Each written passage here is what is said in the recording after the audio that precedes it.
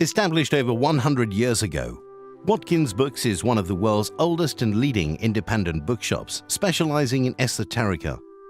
We have the widest selection of esoteric books in the UK, and our friendly and knowledgeable staff are here to assist you in a unique ambience of our shop. So come and visit us in the heart of London as we're open every day.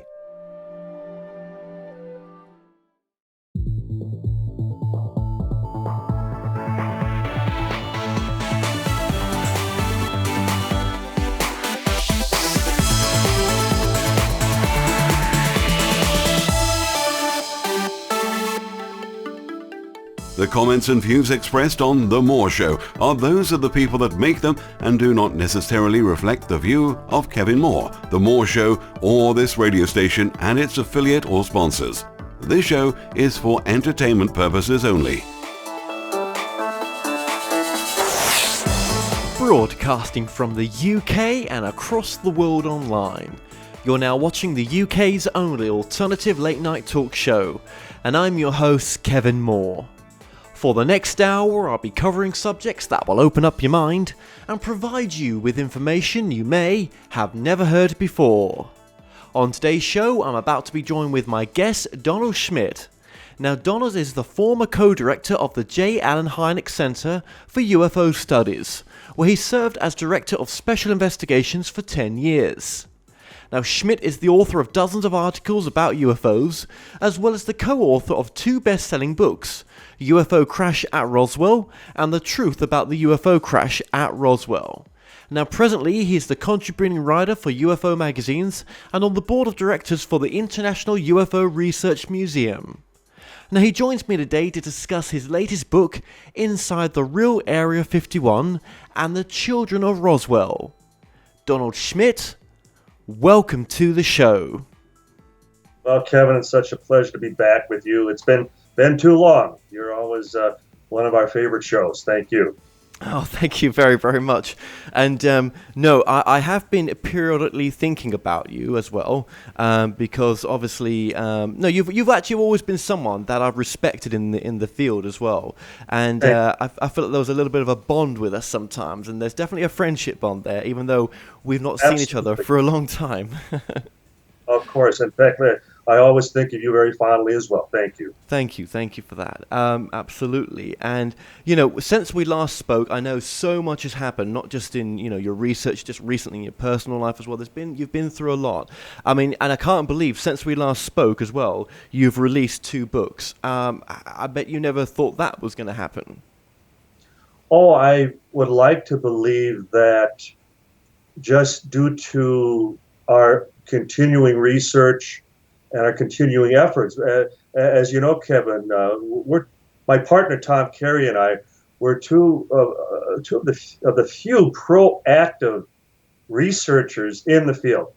I foresee that so much ufology has been replaced by bloggers and internet. We always refer to them in the past as armchair investigators, who never really got out into the field, never got their hands dirty, never had to really go and struggle to retrieve information.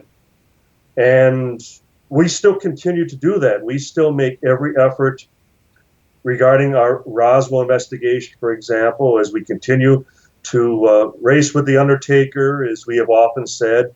But as the World War II generation, the attrition rate only intensifies, to the point that I sadly would have to admit that we're about on in the last 5 minutes of the game, so to speak, because I foresee within the next few years that will be it as far as first-hand witnesses, that we will have to rely more and more on the family testimony, the children, other relatives to provide us with the second-hand information. But we've always have strived to, come up with that first-hand eyewitness account, which for me has become a most convincing aspect in all of this. Yeah, absolutely. I really do take my hat off to you, because you've kept this torch going for so many years now as well. And would you like to see this work continued when maybe you're not wishing to pursue it as much as you are now? I mean, is there a younger generation of researchers coming in, do you think? Or do you think it's a bit of a, there's not as many people taking an interest in the subject to carry the torch? I made a comment to my partner Tom just a few days ago when we talked back to even our heyday, our prime period of a research activity. We're talking now 15 years ago, where we would really push for a flurry of witness contact. And we would get on the internet and really push as far as the leads that we had at that time. And 50% of the time, we'd find these people still alive, albeit reluctant to speak with us, but they were there. And at the time, at that moment, we could at least couch a relationship, create a comfort zone with the hope that they would speak with us at some point. And yes, at times, just the frustration, I can't express to you, Kevin, the times that we would finally find someone and learn that they just passed away a year before, in some cases months before. And the worst was when we actually contacted a family and they were just returning from the funeral. And the finality, the very realization that whatever information they possessed is gone. It's gone forever. And most people within ufology, they don't have that level of emotion. They investigate something recent, something ongoing for the moment possibly. They have witnesses readily available, so they might have to make some effort in actually tracking them down. But how many have actually had witnesses slam the phone down on them, tell them don't ever call again? How many have ever had a spouse, and in our cases, typically wives that will say, my husband has nothing to say to you, so don't ever call this number again. We've had witnesses tell us that if you should ever call again, we will report you to the authorities, we will report you to the police. And such is the ongoing saga with Roswell. And so, getting back to your question, I don't really foresee anybody new coming up that is going to pick up the gauntlet and pursue this as aggressively, as devotedly as we have now, approaching 30 years. I like to believe in my remaining years, and I hope I have a good 20, 25 years left, that just as Stanton Friedman, who is now in his early 80s, still continues all of his efforts, albeit he is not conducting any new research, any investigation. He's retired for many years to that degree, but he's still a wonderful ambassador. I consider him the chief proponent, advocate, the spokesperson for the entire UFO field. But as long as I'm able to still, have a breath of life in me, I'm going to take this as far as I can. Because, as you'd asked, I don't see anybody saying, okay, Don, let us help you. Let us help you finish what you've started. And as Tom and I often discuss, no one's going to finish this. No one's going to do the case as much justice as we feel. It has just become so complicated, so involved, so many witnesses. The best example would be, we've talked to over 600 people, either directly or indirectly involved. And the very thought that most of them are now gone. How do you start, not just in midstream, but how does someone new to the field come in and pick up at the point that all these people are gone and still have that same level of dedication to finishing the case. No, I think it comes down to us, Kevin, and I'm still fully up to the game. I'm ready for whatever surprises, whatever breakthroughs, and as we've demonstrated for many years now, if there are going to be breakthroughs, we're going to be the ones who find them. Well, listen to what you've got to say there as well. I know that you've recently lost your father, and I do ponder that myself sometimes. How am I going to handle that situation when it happens? Have I, you always, think of, have you lived up the proper way? Did you get a chance to say everything you could have said and all that kind of stuff that comes forward? And so I'll dedicate this show to your father, really. He was really my biggest supporter in all this. Right. I was going to ask you that. Yeah. I have a large family. I have 6 brothers, no sisters. And my brothers, I would say, are distantly supportive, and it's only because their wives tend to be skeptical.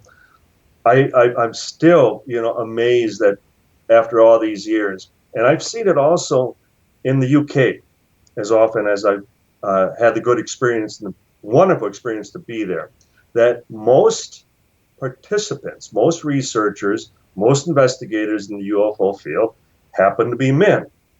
I think back for the 10 years that I was on Dr. Jalen Hynek's Center for UFO Studies board of directors. And of the 10, 12 people on the board, if we ever had a single woman, that was it. And we have long pressed as far as getting more female involvement. And I don't know if we're succeeding, because when one speaks or does a conference or is actually participating, in some activity in the field, it still is 90% men. But anyway, my brothers, very supportive. My sister-in-laws, not so. But my dad, I can think of numerous times where he would stop by and I would say, "Dad, let's take a walk." And I would express to him, we would walk away from the house, and we're on a large estate here, so we have plenty of land to, actually take some privacy. And I would confide to him. I would talk to him about a new witness. I would talk to him about some new possible physical evidence, that type of thing. And I would always ask for his counsel, ask for his advice. He was former military. He was a sergeant in the Army. The tail end of World War II, he was in the Japanese occupation. He spent 2 years in Japan immediately following the war. So, but wise before his time. And as a result, that's the one thing I will miss, I think, more than anything else, that he was always there and always curious. Every time I'd return home from a research trip, he was the first one to call up and ask how it went, any new information, anything new that you can talk to me about. I will miss it, truly. No, that's great. That's a fact. That's it's incredible that to have that support as well, and and that his military background is very interesting as well. So, do you think with his passing, it's given you some other dimension? It's opened up something in you in the sense of the work that you do in some odd way. My father always had a tremendous level of curiosity.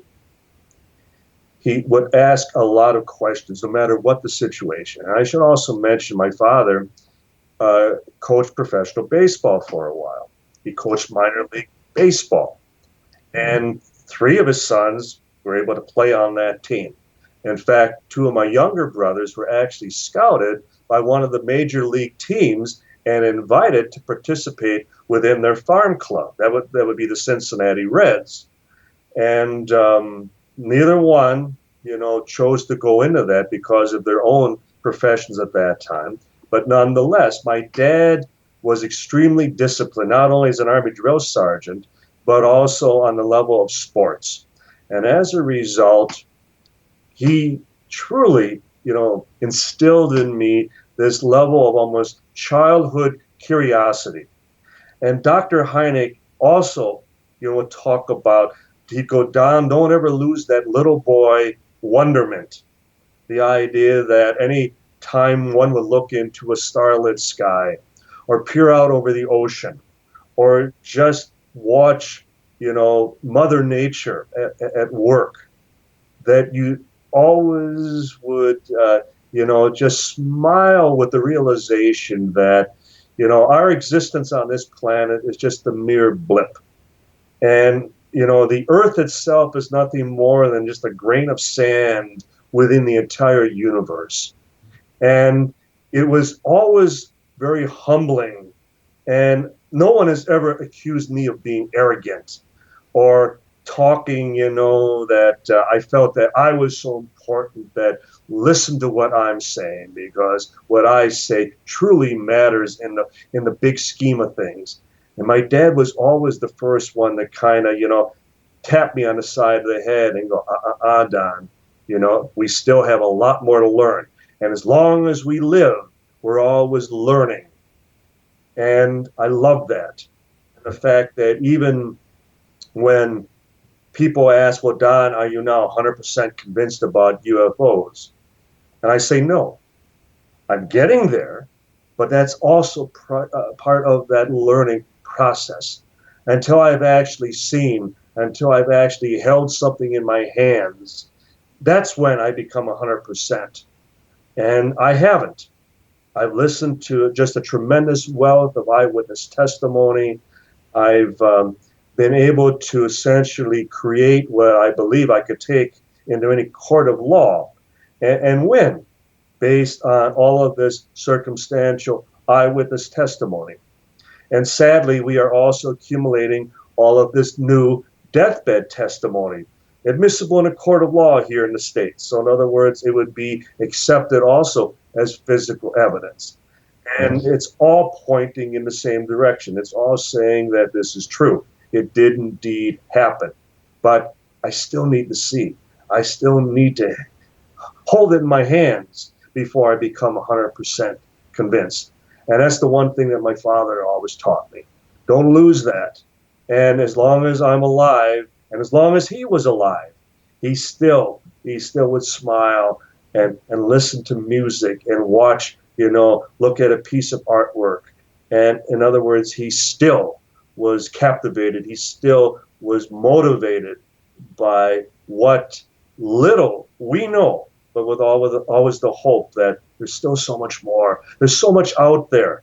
And I can't imagine the skeptic, the scoffer, the debunker, who is so myopic, so blinded to their own existence that they can't even accept that something else is out there. I pity that. And I for one, I give all my credit to my father for that. That's very profound what you've just said there. Thank you for sharing that, by the way, as well. Now, your latest books, Inside the Real Area 51, The Secret History of Wright-Patterson, and I believe, I haven't got the title completely in front of me, The Children of Roswell? Correct, yes. Yep, good, okay. Both really fascinating books, and I've had a brief look over both. I'm just going to go to the sort of start with the Area 51 book as well. First of all, what led you to write that book? In a sense, was that the continuation of the Roswell story, as far as you were concerned? Absolutely. In fact, this was in all other Roswell books, all other Roswell accounts, even our Witness to Roswell book, which. Interestingly enough, even Ozzy Osbourne referred to as the Bible of Roswell just a few weeks ago. It cut off. In other words, where everything had been retrieved, everything was then stored and kept in specific hangars and in buildings at the Roswell Army Airfield in Roswell at that time. But we would always end it at that point. We didn't take it on as to what then transpired after the wreckage, the remains of the craft were transported out, because obviously things weren't kept at Roswell. Things were all shipped out. The base was on a lockdown at that time. We hear that testimony over and over again, but that was only until everything was cleared out. And it always came back to, well, where did everything go?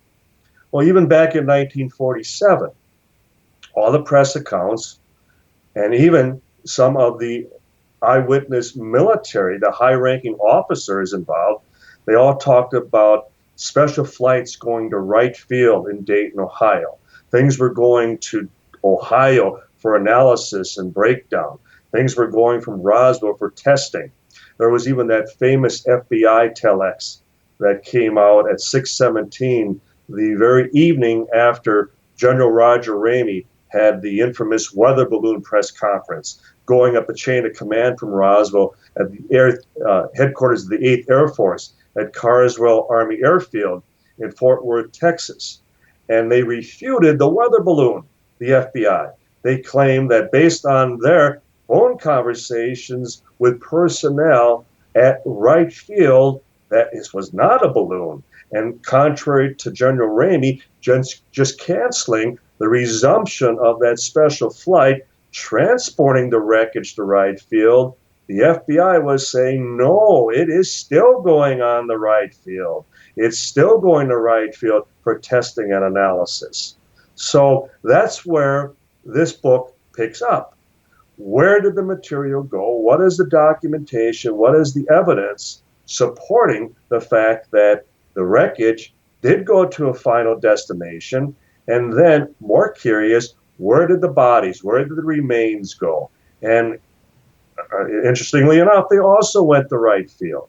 So Wright Field, which would become Wright-Patterson within 6 months thereafter when the Army split off into the Air Force as well, it was the, I won't say the final depository, but it became another preliminary stop, because Wright Field, most interestingly enough, was the headquarters of the Foreign Technology Division. It wasn't known as FTD back then. You had T2, you had T3. One was being as far as intelligence, and the other one being engineering, which was the T3.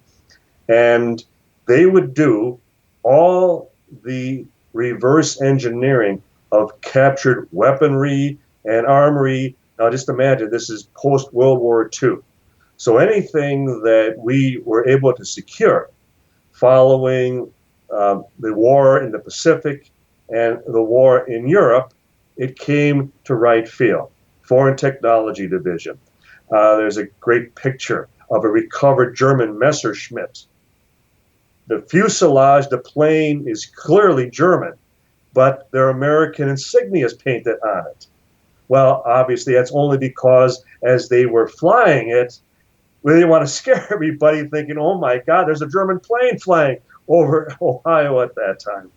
But nonetheless, so it demonstrated that should and whenever we recovered something of a foreign design, and in the case of Roswell, something truly foreign, something potentially off the planet, it also went to Wright Field in Dayton, Ohio. And that's where, for example, we have the testimony of the late General Arthur Exon, who would eventually become a base commander at Wright-Patterson. But he was undergoing training as far as officer and engineering training at Foreign Technology at that time. And he would testify to us that they were fully aware of the wreckage coming in from Roswell. And they were instructed to prepare the labs. So in other words, the wreckage from Roswell was coming in for full testing. And Exxon would describe to us that the extent of the testing, the stress tests as far as the tensile strength, the electronic, the molecular microscopic testing, all conducted at Wright-Pat at that time. And according to Exxon, that the conclusion, the consensus at the lab was unanimous, that the materials were manufactured from space. They were not from this earth, as General Evan Arthur Exxon had foreign technology described to us at that time. So it all became the basis of this new book. The idea of not only where did the wreckage and the remains go after Roswell, but then what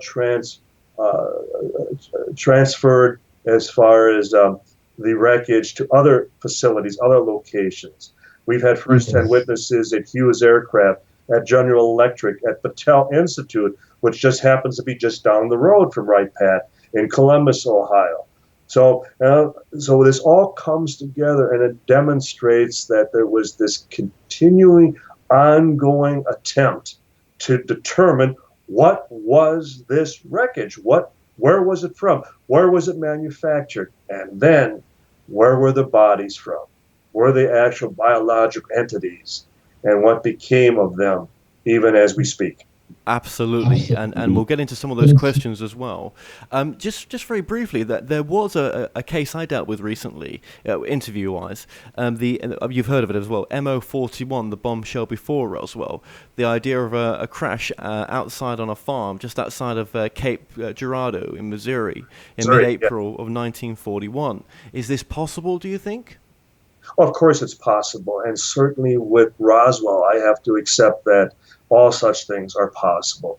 When I'm asked about subsequent crash reports, I will have a healthy skepticism. I will have doubts about certain cases, and only because they may only have secondhand testimony, they may have no press accounts describing the particular incident. That's the wonderful thing about Roswell. There was that actual press release that went out on Tuesday, July 8th, where they actually acknowledged they had captured a flying disc.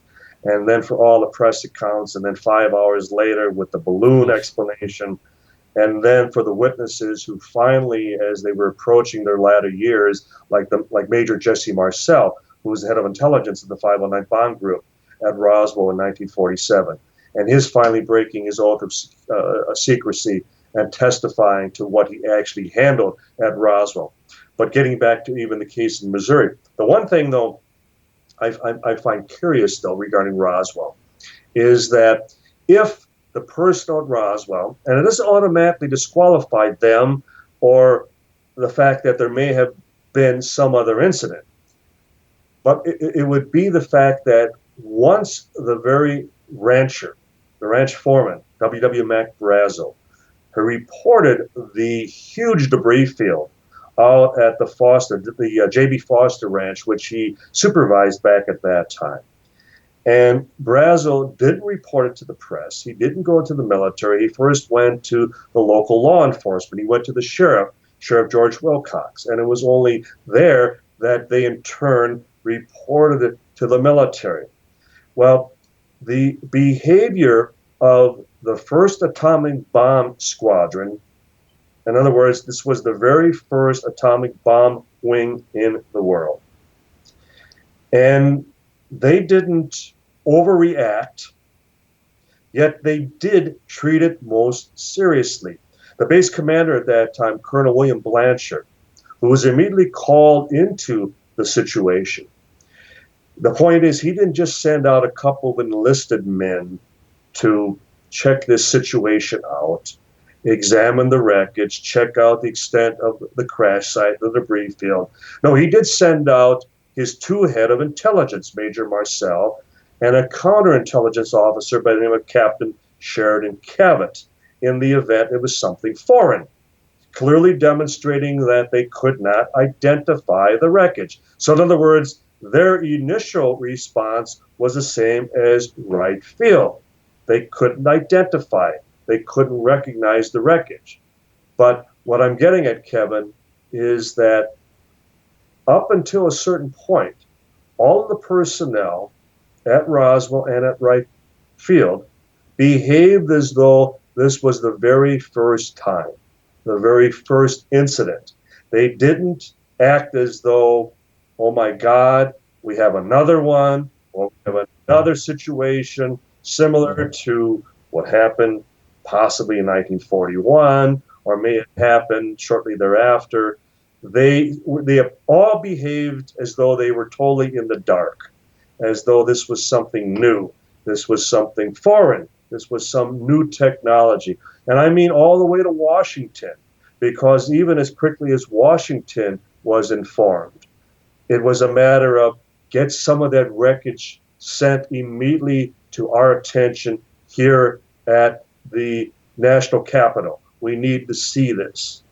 So it doesn't automatically disqualify such an earlier event. It's just that from all the information we've accumulated at Roswell, there doesn't appear to be anybody who seems to have had any prior knowledge.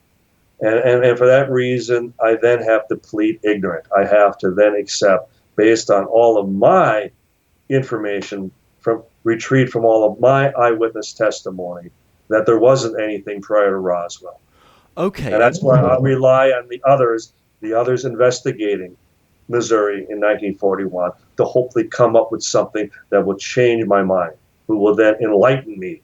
And then I will then have to readjust how I then look at Roswell, that it was just a case of the chain of command, that they didn't have the need to know, and as a result, the people involved at Roswell were totally out of the loop, so to speak, with having any prior knowledge, information about the entire flying saucer situation at that time.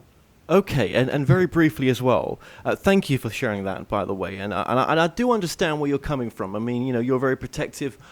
You are protective in a sense, but you are also coming from the facts in the sense that speak for themselves, and I do understand that. But there was a case, the Aztec case, which Scott and Susan Ramsey Yes. have been looking into for many years, which happened, I believe, it was around 8 months after Roswell in the Four Corners area. Now, they seem to know what they were doing at that particular recovery. And just as people who've worked with the Ramseys have supported us and encouraged us in the pursuit of our investigation, I certainly encourage them to continue. Their problem is, though, as ours, that given it was only 8 months later, they too are racing with the Undertaker.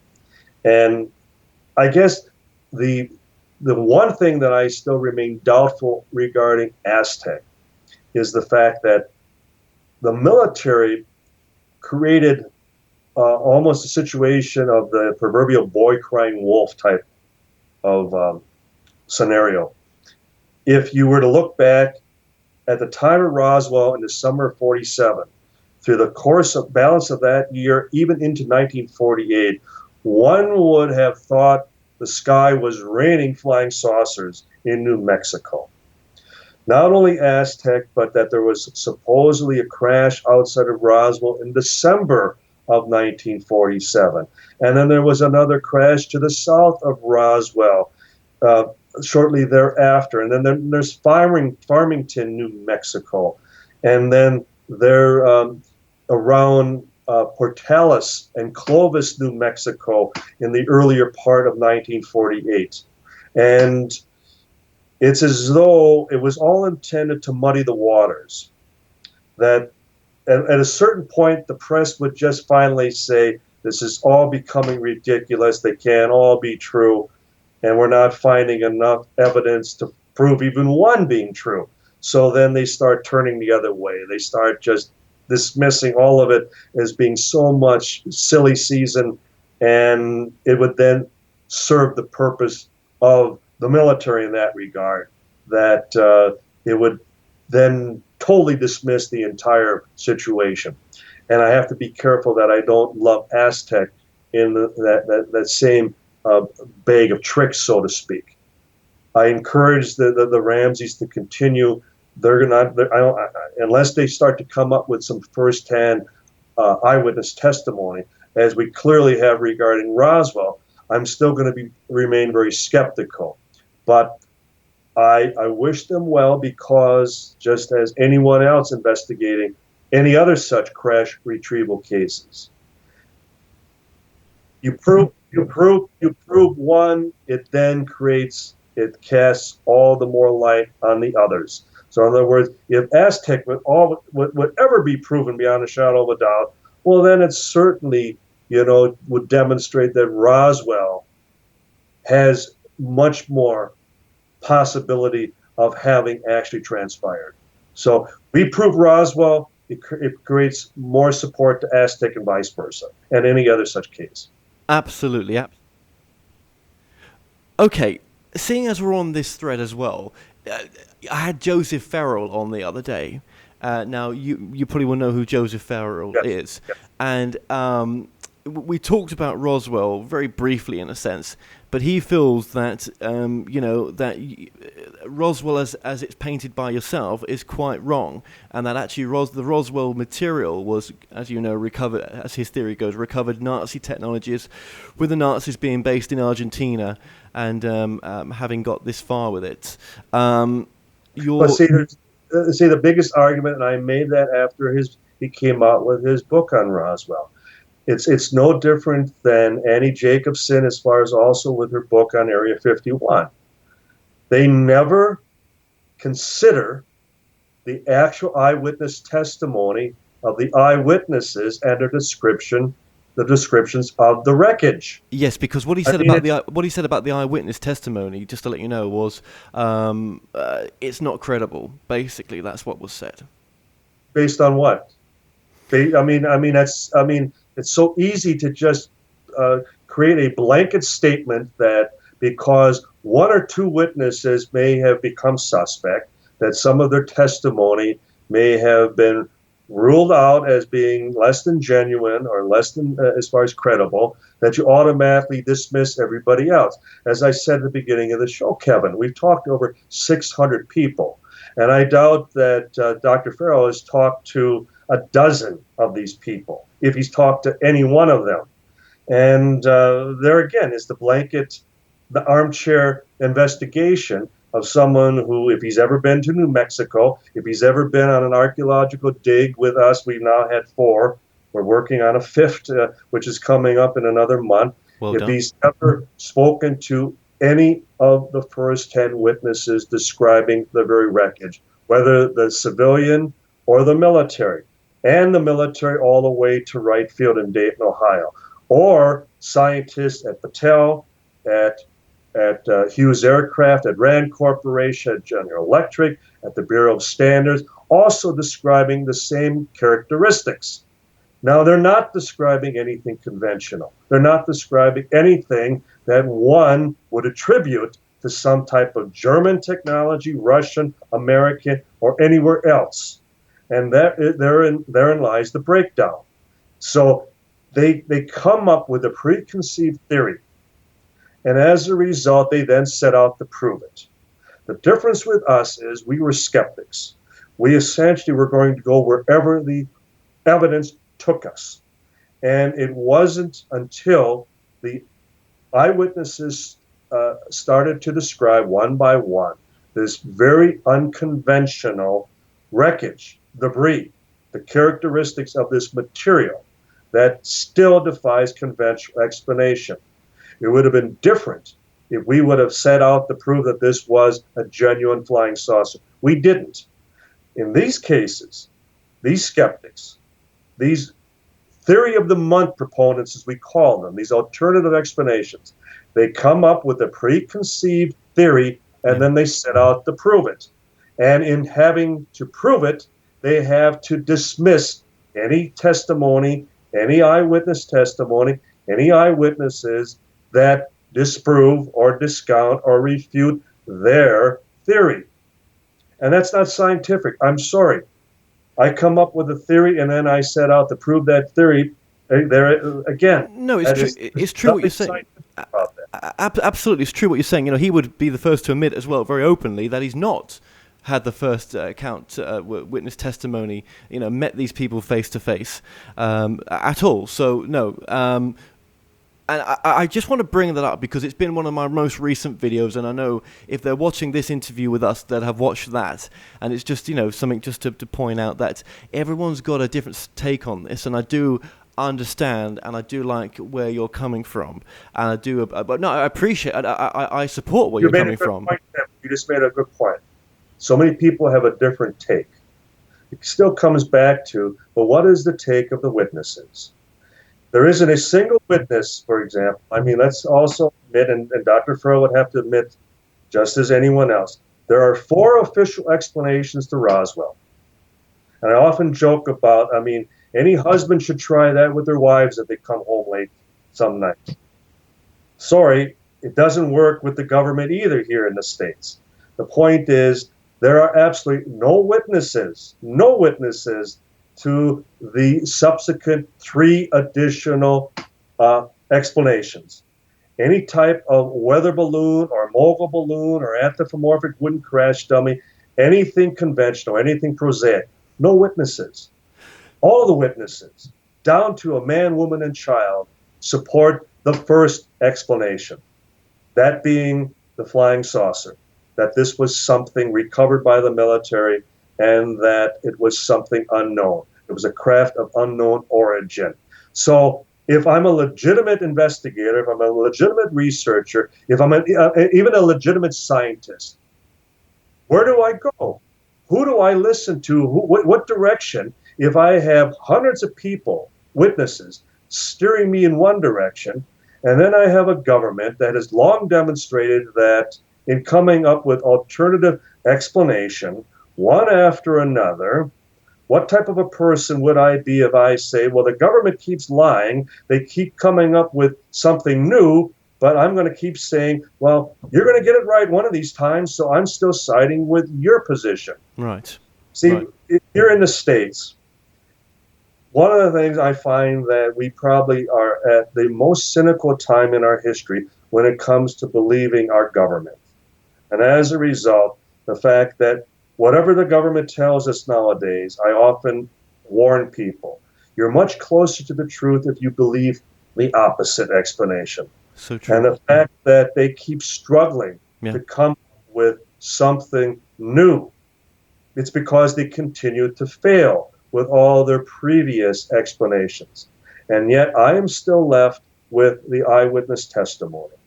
Last time I was on Larry King Live and we had lost the satellite feed.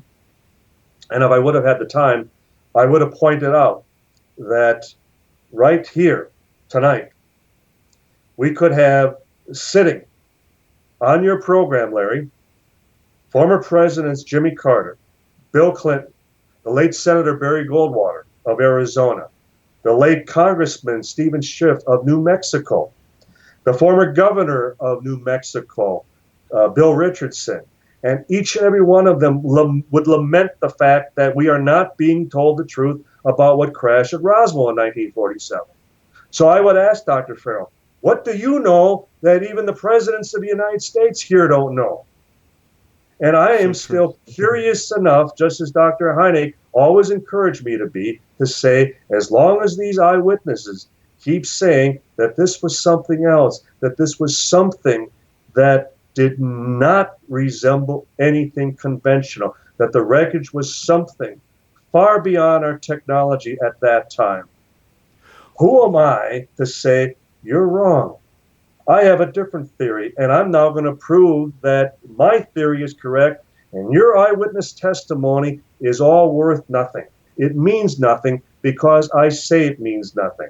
There again, there's the arrogance. And as I said at the beginning of the show, Kevin, my father always, Don, we're not arrogant about this. We can't be arrogant about this subject because we are far from having all the answers. And I, for one, am the first to admit that. That's why we keep looking for the final solution. And thank God for your dad and that advice, because it's so true.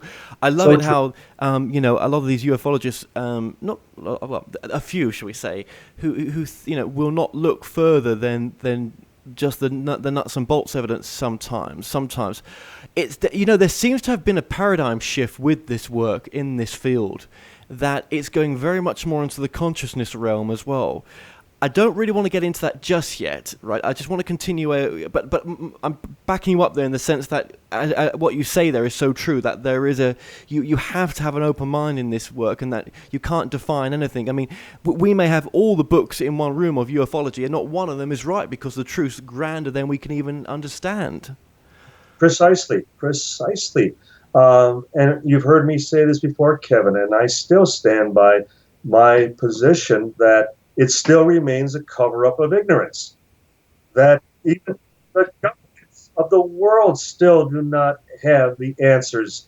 And where they have unlimited resources and unlimited personnel and technology to actually come up with solutions to what has become one of the biggest mysteries of all time, the UFO phenomenon.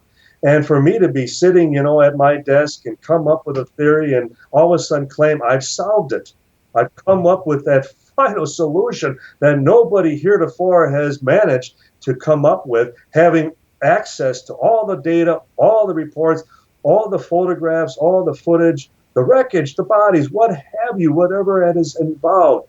And as I've said, I believe that still is the reason for the fact that there is no disclosure, the fact that they still have yet to acknowledge what they know.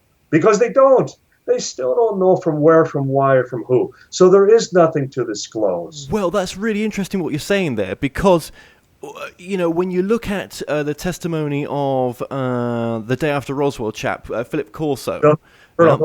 Now, could you apply that what they knew there they didn't know, in a sense, still?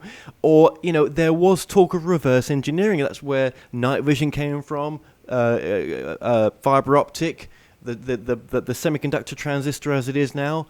Did they get something? Are they continuing to get something from this, even though they don't understand its scenario? I'm also very skeptical as far as even much of the, I won't even say it was Colonel Corso's actual testimony, as much of it was inserted to fill up a rather large book.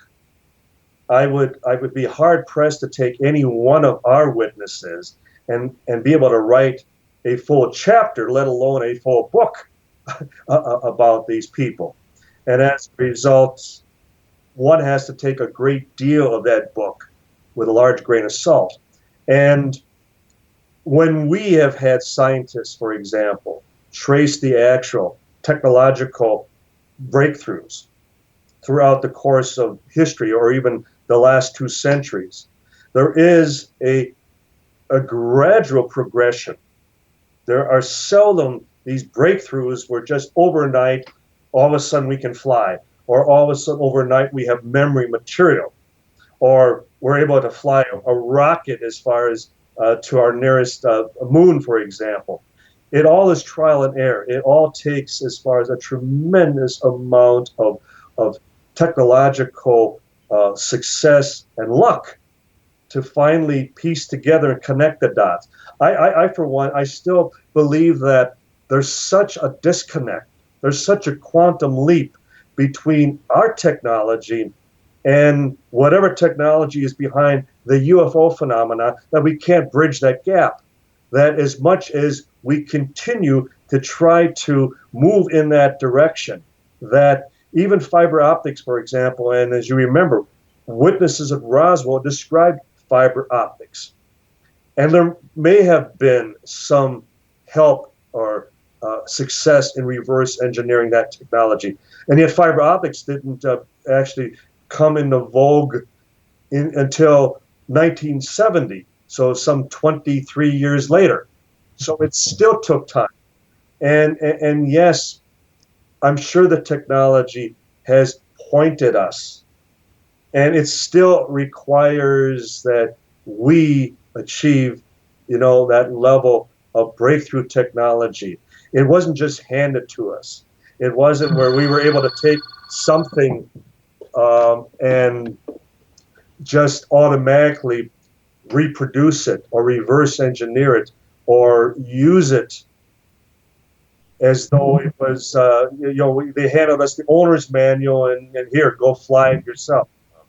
No, very true. Well, see, I like the thread of your thinking here. So basically, would you say that, is it possible that contact was made, operations like Project Serpo happened, exchanges happened, I mean, or is this all sort of far-fetched stuff? Actually, it's none of that really. We are where we still were all those years ago with the Roswell debris, in the sense that we're where we're at. Contact hasn't been established, and really, it's still a phenomena, as you say, a cover-up of ignorance all these years later, because we just don't understand the nature of reality of what this is that's coming into our reality. You described two precise camps, not only within the UFO phenomenon as far as the actual researchers, but I would say also the military. I would cite like Dr./Colonel John Alexander, for example, who says he actually believes in or accepts that there could be a UFO phenomenon, but that here in the States, our military doesn't care about it. That they discontinued as far as actual UFO investigation, even with the closing of Project Blue Book back in at the end of 1969. So for all these years, that for all the continuing sightings and reports and the infiltrations within strategic air commands, that we've always behaved as though, well, we know they're there, there's nothing we can do about it, so what can be done? So why even make an effort? Why even break a sweat trying to scramble and bring one down? And yet, whenever I have had the good fortune of speaking with a SAC commander, they still confide to me, they still talk about, yeah, we still scramble on unknowns. We still make an effort to bring down as far as unknowns when they violate, when they infiltrate, when they come within as far as secured airspace. I mean, that's just to be expected. Why wouldn't we? So I guess there I tend to side with the latter camp of thought, in that if we had all the answers, if we knew who we were dealing with, if we have established contact and they're benevolent space brothers who are here to help us and that we have nothing to fear, then why are we still trying to shoot one down? Well, why are we still engaging? Why are we still scrambling? Yeah. Go ahead. Yeah, please. Well, I was going to say, sorry, I hate to butt in, I just know it's time. I still struggle with the idea that, we've got, some secret section has got free energy somewhere, and they're not sharing it with the world because there's too much money being made out of current energy sources. I just can't get that in my head. Like, is even a theory there as far as with the secret space program that we okay, now you mentioned that secret space program. There seems to be some sort of secret space program. What about that secret shuttle that takes off at some base in America, and that's top secret, that's whatever mission that's on? Isn't that agreed? And obviously one could look back through the entire shuttle program following our own Apollo program, and how often our own Pentagon, the military, was constantly using the shuttle for secret, missions orbiting the planet. It was often theorized that they were putting up all types of military satellites. Okay, fine. But one was only assuming that, one was only expecting that if the military is using the shuttle, it has to be for a military purpose. And as a result, clearly, there has been a secret military space program that has gone on for decades. And then one can only speculate as to, have there been secret missions to the moon and beyond, for that matter. And as there again, we're pointing in the same direction as Roswell. We're painting as far as the fact that the military has always had this almost clandestine, this covert activity. And we can always point to the Cold War with the Soviet Union, for example, that as a result, as soon as the Soviets, for example, developed their nuclear weaponry, we went underground. That more and more bases around the United States and around the world, they went underground. Wright-Patterson, White Sands, Holloman and Alamogordo, New Mexico, for example. I was given a tour of Space Command about 20 years ago, which is 3 levels down. Well, most military bases would deny that they have any sub-level as far as facilities, but yet it only makes perfect sense, because the point is the military doesn't admit anything that they're not asked directly. So in other words, they just don't present information. So how often has an official at the Pentagon been asked about the secret space program? Or what were you conducting? What tests, what exercises were you conducting each and every time you used the shuttle for your own purposes? So for one, I have absolutely no doubt that there has been a secret space program. As to the level and the extent that it ever continued beyond the Apollo program and even to this day, it was no different than when when NASA, when even the Pentagon announced that they were retiring the SR-71, the Blackbird, our super spy plane, after all those years, and that we were replacing it with strictly satellite technology. And how many of my colleagues and even people in the military who kind of laughed and said, well, you don't replace any aircraft unless you have something superior. And satellite technology is not going to do it. It had to be replaced with another aircraft. And as a result, they're not acknowledging it, they're not admitting it, but yet there are all types of sightings and all types of reports around Groom Lake, Area 51, as far as all types of super technology that has lent itself to this notion that it's reverse engineered alien technology. And I, for one, who accepts that if there continues a secret space program, then as a result, there also has to remain secret space program testing. And as a result, that's exactly what these people are seeing. Absolutely. And when we talk about as we are the secret space program, let's just bring that back to the bases that we know of. There's always these words that shoot around for me. There is Wright-Patterson versus Area 51. Then there's Dulce, S4, Groom Lake, Dreamland. If we just start with, is Area 51 the same name as S4 and Dreamland? Is that the same? Yes. Yeah. When Bob Lazar talked about when he became a whistleblower, kind of a precursor to Edward Snowden 30 years ago, and talked about the sport model, as he called it, but the facility that he worked at or that he observed this at was called S4. And so S4 has become synonymous with Groom Lake, Area 51, that type of thing, as far as part of the whole Nellis Air Force Base complex, just outside of Las Vegas, Nevada. And who owns these?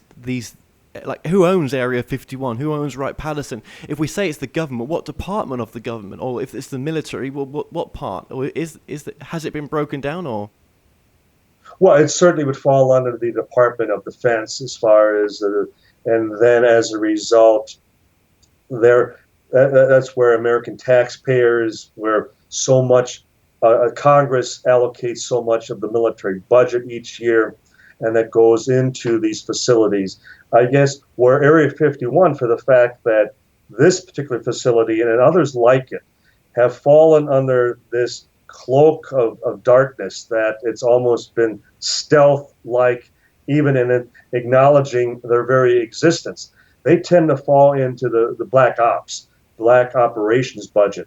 I know we talk about, like, even within the branches of intelligence, departments of intelligence, you talk about the yearly American budget for the Central Intelligence Agency. And then if we talk about the National Security Agency, our Freedom of Information Act, for example, here in the States, we can request documents from all the branches of the military. We can request documents from departments of intelligence, FBI, CIA, but we cannot request documents from the National Security Agency. NSA tends to fall more into black ops. And so that's where we've long speculated that areas, test facilities, test sites, such as Groom Lake, Dulce, Area 51, that type of thing, would fall under black ops. It's the reason that they've denied they existed all these years, so there's no accountability. They have essentially a blank check, a carte blanche credit card, that's where the $100 toilet seat or the $100 hammer within the military budget, as long as the final ledger adds up. That's all that Congress is concerned with, and as a result, that's where you don't have the full military accountability that you would have at a regular military facility such as Wright-Patterson or Holloman or Cannon or Malmstrom or these other bases. Whereas 51, they're able to be, again, under this smoke screen. And I think it's one of the reasons they played up the whole UFO possible reverse engineering connection, because it also became part of that smoke screen. It turned a lot of press away from any special testing and activity that was going on within that region, because somebody would see something, Area 51, oh, that's somebody, that's some of that UFO nonsense again. They ain't paying attention to it. Well, I mean, the amount of money, put aside just to maintain those bases must be astronomical. Not alone, the money to pay the people to be there, and the research facilities and the maintenance. Bloody hell! So, and just imagine when you don't have to answer to the politicians. You don't have to answer to anybody in the state of Nevada, for example, because you deny you exist. You're not there. Well, that's airspace. So that's why when Hillary or Trump comes in, there will be no disclosure. There will be no difference. I mean, it's just. Couldn't agree more. Not going to happen in my lifetime, and not my lifetime. It's not happening yours either. So. Unless it's happening, unless it's happening already through a different way right now. Unless those that are channeling and bringing in information in different ways are actually the ones making first contact in ways that we do not understand, that goes beyond the nuts and bolts. This whole phenomena of the UFO enigma, in a sense, is really, it has turned a lot more in the field to the consciousness side, that actually there's a greater reality to this that we really truly do not understand. It is not nuts and bolts. It's greater than that. And yet, I do concede, I have to admit that, especially with Roswell, it's very much nuts and bolts.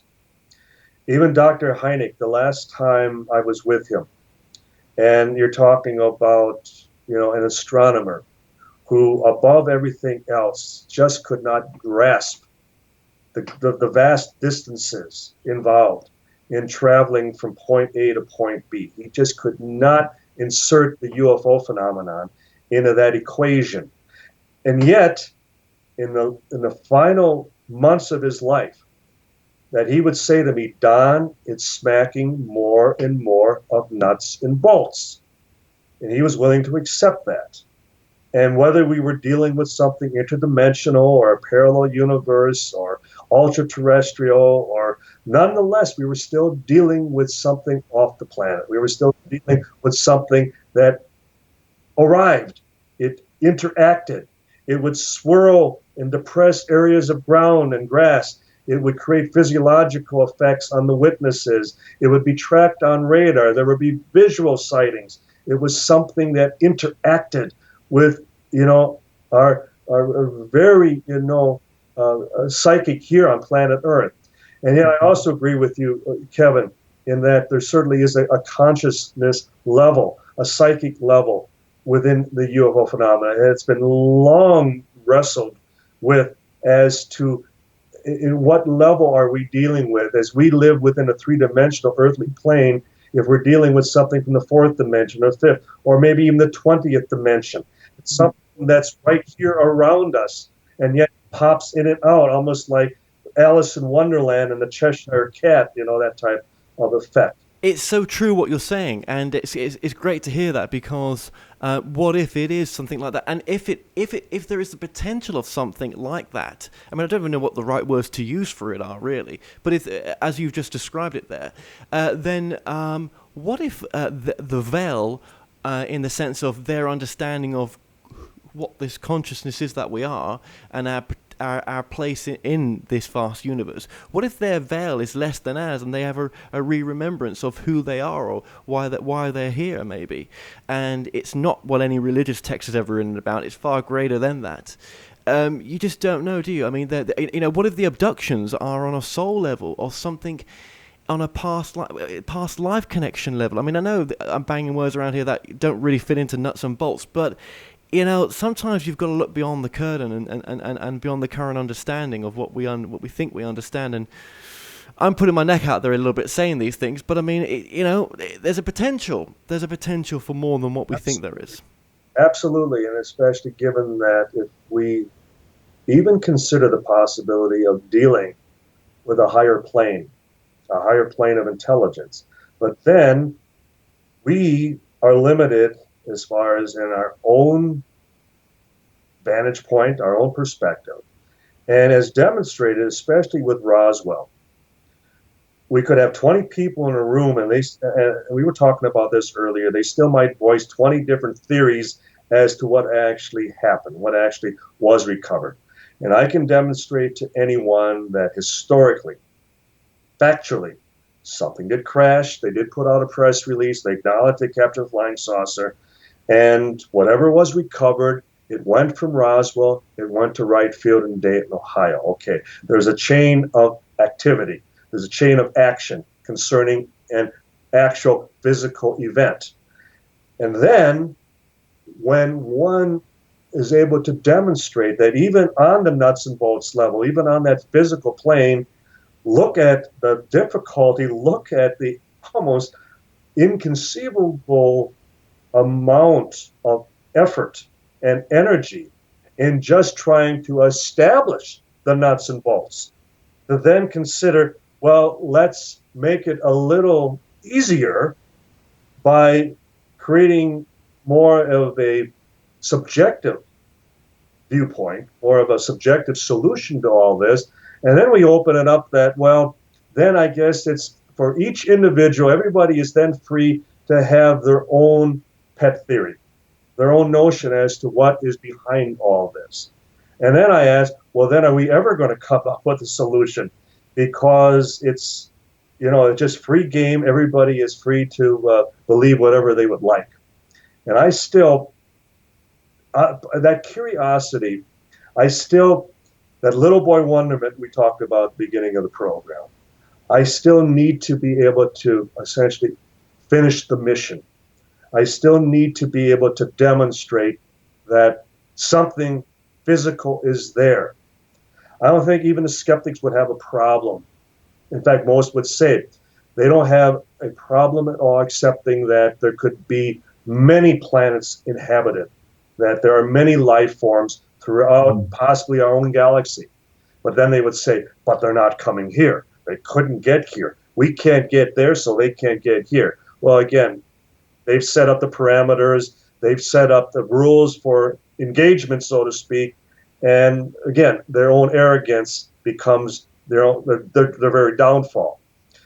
In my case, I want to complete the mission. I want to be able to say, no matter what Roswell eventually would be proven to demonstrate, I want to be able to say, mission accomplished, and then walk away from it. Because it's not that I'm becoming fearful as I get older, but I see with Dr. Hynek, and as long as he's been gone now, 30 years as of this year, and I see so many other colleagues and friends. I've seen 99% of the witnesses, and how many of them have all passed on without having any resolution, without having any answers. And one could say, well, now they have all the answers. Now, they know all the secrets of the universe. I want it before I go. I'd like to be able to say, whatever it is, that I at least had some involvement in coming up with that final solution. Absolutely. And that I wasn't just going in the wrong direction all these years. That it was because I was being guided, and maybe it was even posthumously. Maybe it's my dad, even to cite that as an example. that is still going to always try to keep me going, as much as one might deviate and at times be as far as drawn to a false solution here and there, but it's still a beckoning. It's still something, and it still may be something out there. It's still somebody who is trying to shine that light that is still saying, just keep coming back to the light, Don, and you're going to find the answer. Oh, I think he'll be doing that. Don't worry. In a different capacity, most definitely, and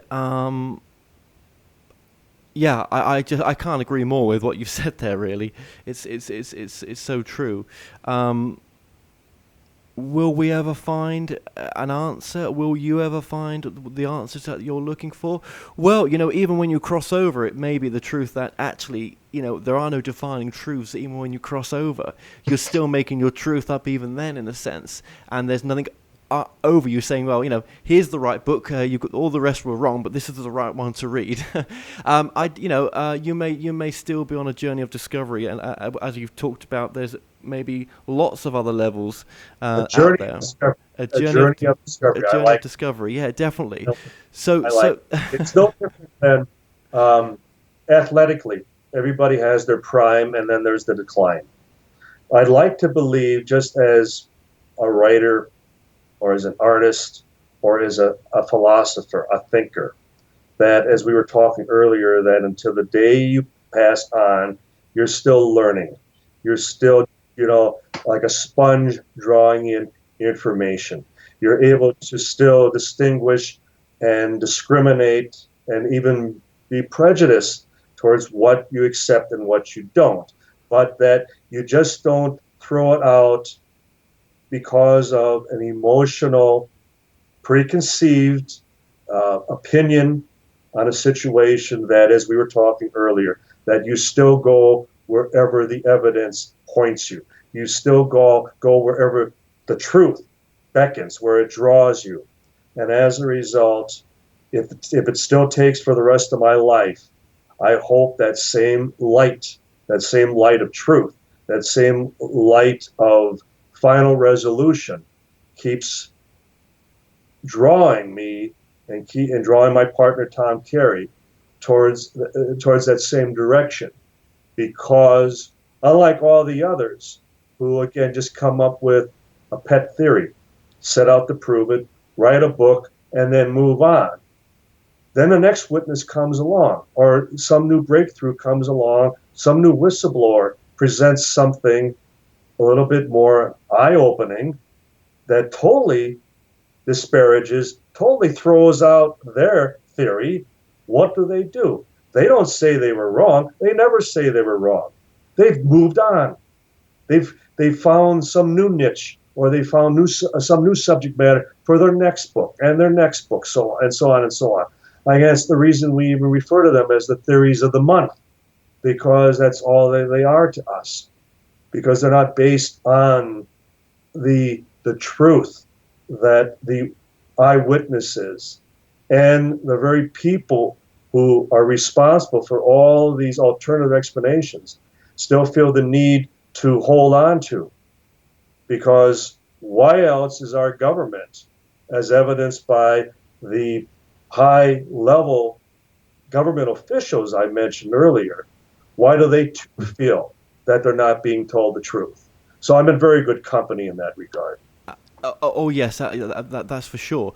And we mentioned the bodies, the recovered bodies. I know there was apparently one lone survivor that did pass in the end. Do you believe this? Yeah. No, I did actually get a remote viewer to do a little thing for me, just to say, were the bodies recovered? Not where they were, but were their bodies recovered? And they did say that they were heavily decomposed, but they were, but we still have the bodies, but they're heavily decomposed. I mean, certainly can preserve unique specimens, and the last information we have on the whereabouts of a survivor is April of 1948 at Wright-Patterson Air Force Base. And thereafter, it is all pure conjecture, pure speculation. So your remote viewer may actually be very, very correct. Yeah, they could actually be, if they are even around right now, which I'm sure there would be something of that around. Yeah, I mean that would be amazing, just to life changing, just to be in that situation, in that presence. Okay, who was one of your favorite sort of witnesses that you got to meet as well in your work, and are they still alive? Well, certainly who became one of my better friends. In fact, I served as an honorary pallbearer at his funeral, was Lieutenant Walter Hott, who was very close to the base commander, Colonel William Blanchard. Blanchard would go on to become a four-star general, and Walter Hott certainly expected to follow him all the way to the Pentagon and reach, that same rank, should he have remained in the military. Walter was the public information officer at Roswell and took the dictation from Colonel Blanchard of the recovery of the flying saucer. And up until 2 years before he died, Walter was always very reluctant to talk about the incident. And as much as we would encourage him and provide him with opportunities to finally confide, to finally tell us the truth, it wasn't until we offered him an opportunity to sign a sealed statement for posthumous release that he finally agreed. Everything that he had told us in confidence before that was included within that statement, down to seeing the craft, down to seeing the bodies in Building P3, the hangar, which became Building 84. And Walter signed that very statement 2 years before he died. And we presented that statement in our book, Witness to Roswell, where Walter admitted, every aspect of the Roswell incident, down to a possible survivor. So Walter will always stand as, the ambassador to Roswell in many ways. And as a result, he never relinquished, he never backed down. And again, a shining example of someone who was given every opportunity. Walter, just tell us it was a weather balloon. Just tell us it was a rocket or an aircraft of some sort. And he never did, right up to the moment he died. No, absolutely. Thank you for sharing that. I mean, how many of the witnesses are still alive then that could come forward that have first-hand witnesses, or have most of those passed now? As I was saying, 99% are now passed on. Firsthand, we're talking about a handful. Oh. We're talking, if I were just to quickly rattle off firsthand, it would be five or six, maybe. Gosh, right. But we, in having talked to another firsthand just a few months ago, they still are out there. The problem is they're also very advanced age, and if not for the fact that they're, in this particular case, that the testimony supports already known eyewitness testimony, we'd have to question whether the memory was intact. We'd have to question whether they were still totally lucid and able to make such recall. In this case, fortunately, it was further corroboration of eyewitness testimony that we've had before. What's it like to be in their presence, in this chap's presence? I mean, he's got something there that's beyond life-changing, yet no news network or nothing's ever going to take him seriously, or ever has. No, and whereas his information was only kept within the family, and it was only after meeting a granddaughter that she encouraged me, and then I was able to arrange it. And I was the first one outside the family that this particular gentleman even spoke with. And as a result, you're right, Kevin. To watch them relive the event, to describe in detail what they remember, and in many cases as though it just happened, as though they're reliving it, and you're watching them relive it through their very eyes. And it always, it becomes like the first one. It's never like, well, it's one of hundreds. No. Whenever someone provides firsthand testimony, you almost get that level of reassuredness, of confidence that you've always, been going on the right path. You've been moving as far as all these years. And here's one more individual who bears that out, who is able to demonstrate that no matter what doubt, no matter who has maybe diverted you or distracted you throughout all these years, that they pull you back and they say, no, Mr. Schmidt, let me tell you what I saw, what I heard, what I experienced.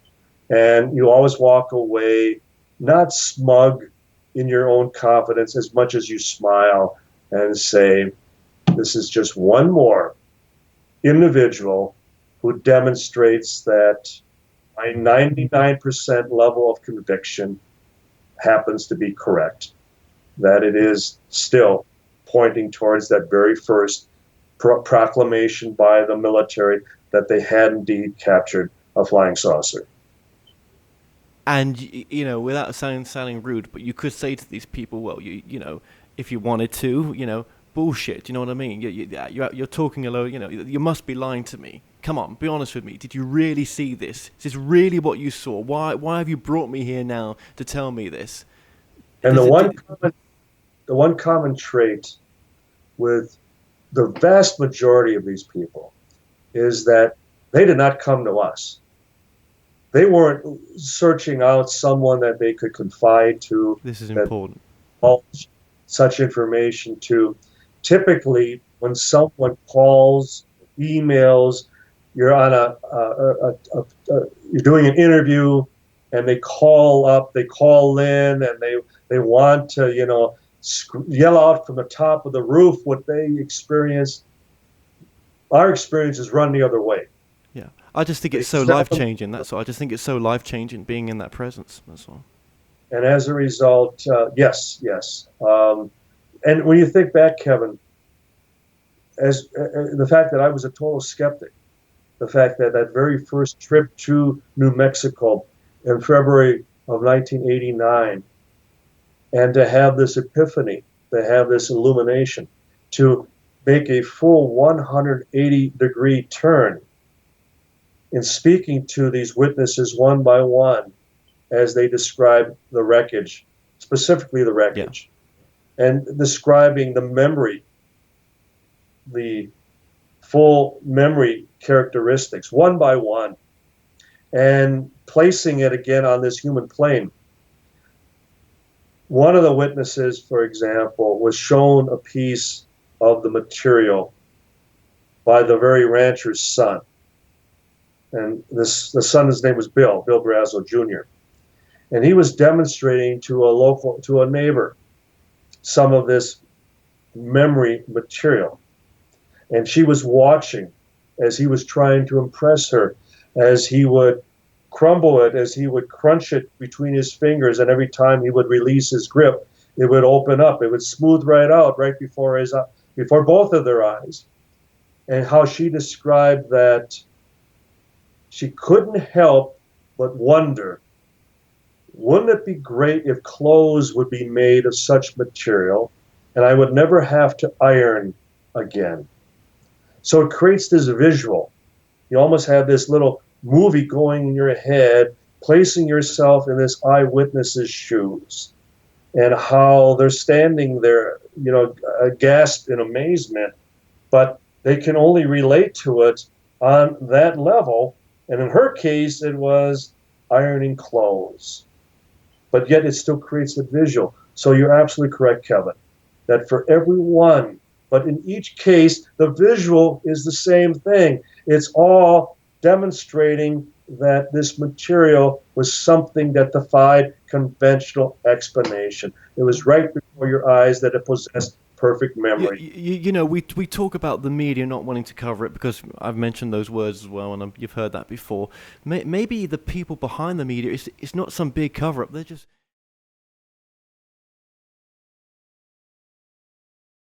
Kevin, you make an excellent excellent comment right there.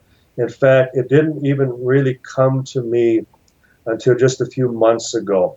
In dealing, and Stanton Friedman refers to them as the noisy negativists, and others refer to them as the willing accomplices in the media, that type of thing, as though they're somehow covering up the truth, as though they have access.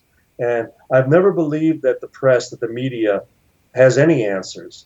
And I believe, and I think you just hit on it, and whether you've always believed this or not, but I think it seems to be the most viable reason as to why they just flatly refuse to look into this seriously, is because they don't know anything about this. They have no answers. They would have to concede that as members of the media, where they are to serve as our public watchdogs and always, be on top of every situation, on this particular situation, they have no solutions. They have no answers. They have no knowledge, no information. So as a result, that which they have no knowledge of, they tend to poo-poo. They tend to put off to the side. They treat less than seriously. 2 points. 2 points. And getting back to the media just for a moment. What would be the greatest fear of someone in the press that wouldn't necessarily affect you or myself or really anybody else? I believe that would be ignorance. To be a reporter, to be a member of the press, and to be ignorant on any topic would be just utmost concern to me. And I think as they would have to demonstrate they have no knowledge, they have no prior knowledge of the subject of UFOs. And so often, what do we attack? We attack that which we fear. The press is ignorant on UFOs, so very often it tends to attack it. And the same can be said about having a genuine fear of the unknown. And I'll never forget my dear friend and wonderful colleague, prolific writer Jerome Clark. And we were on the brink of a potential breakthrough within the subject matter.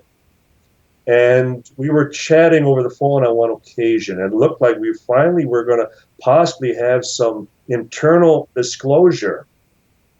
And I forget Jerry commenting to me that he said, Don, for the first time in my life, and this has been a topic I've been intrigued with and fascinated by since my teens.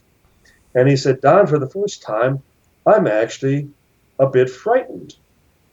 And I said to him, I know what you mean, Jerry, because it's like we've been chasing this elusive phantom all these years. And for the first time, it may actually be stopping and turning and looking us directly in the eyes. And so, yeah, and like the old saying, be careful what you ask for, because it may come to fruition. It may come, it may actually come to be true.